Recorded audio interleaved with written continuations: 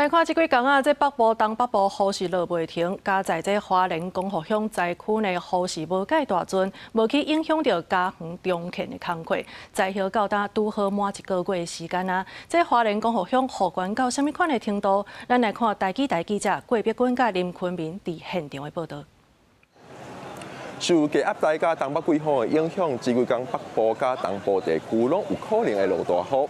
那记者即马人伫咧花莲光复乡的大马泰安活动中心遮，原地昨天天气遮拢是袂歹的，一直到昨暗时光复乡遮才开始落雨，而且雨是愈落愈粗。到今仔日早时雨有小停一寡，到即马中昼开始才开始落沙沙啊雨。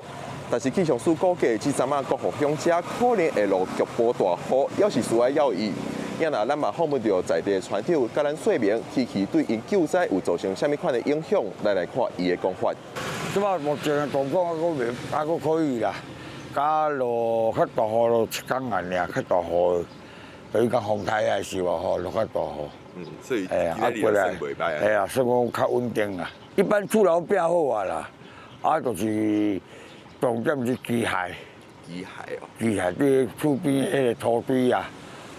土地遐清理啊，该清理到毛整啊，然后但是人厝后边迄无巷仔内迄啊，较无清，可能就是遐要重视啦。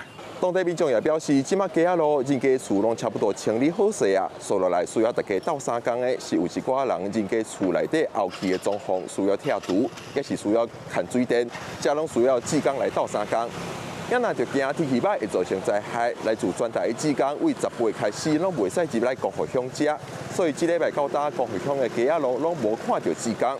随着昨开始马太阳溪邦山湖解除红色警戒，所来佫是连假期间，光复乡可能会佫有志工来斗相共。当地船长就提示连假期间要来的志工一定要对防护要要义，安全就要放第一。